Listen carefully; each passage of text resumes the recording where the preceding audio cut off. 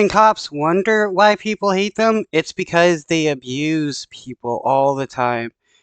A police officer just beats down a 19-year-old for pretty much no reason while they were handcuffed and now being sued for $50 million. They should definitely get way more than that, and the cops should be the ones to pay that out of pocket, not the taxpayers. A teenager attacked by an officer at the Warren jail is going on the offensive, taking the city to court for tens of millions of dollars.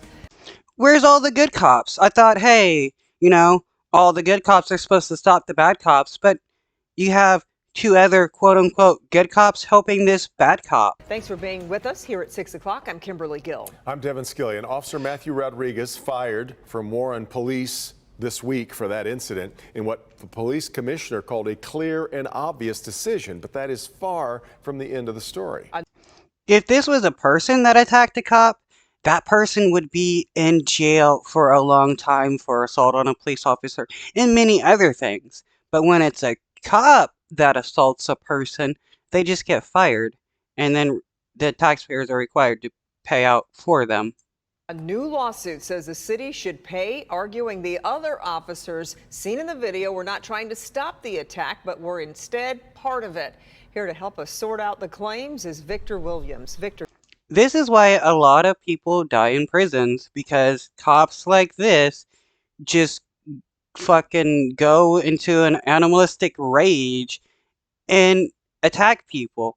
And we're supposed to respect cops and believe that they're good people? No, they're not. Good evening. Yeah, good evening, Kimberly and Devin. We all knew that a lawsuit was potentially coming down the pipeline, but we had no idea it would be coming out this quickly. Not only is the city of Warren and the officer who is allegedly responsible for the attack listed as defendants, but the other two officers that were in that room as well. The officer said, "Hurry up and take the picture, you little." And he said, "I ain't no." Just 14 days after the now viral moment of an officer assaulting a 19-year-old carjacking suspect, a lawsuit has officially been filed against the city of Warren on behalf of Jaquan Smith and Fire Law. He's about double the size of him. The 30-page.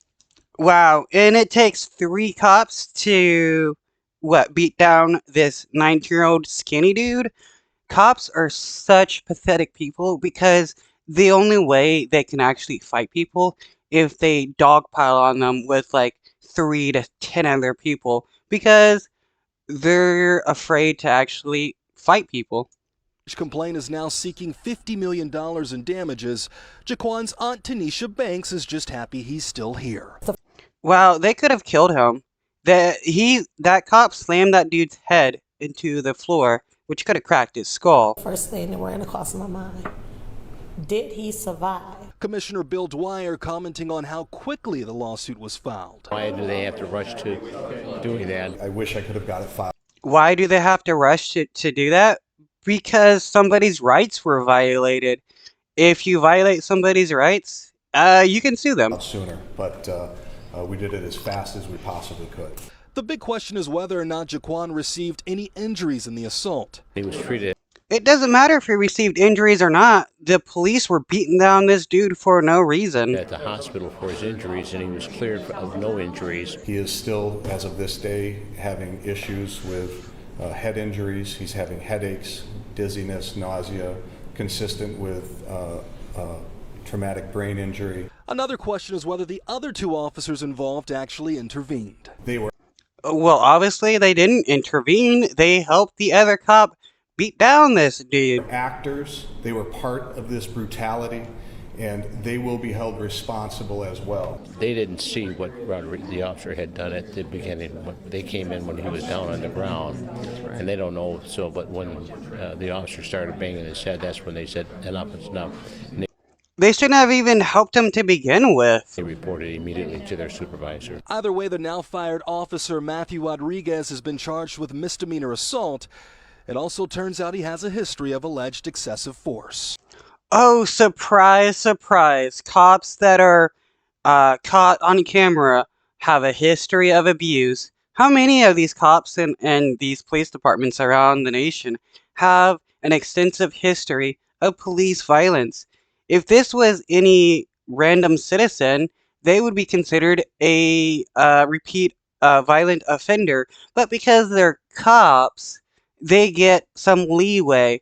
Oh, yeah, you beat down and murdered an innocent person. That's okay. You're a cop. You got qualified immunity.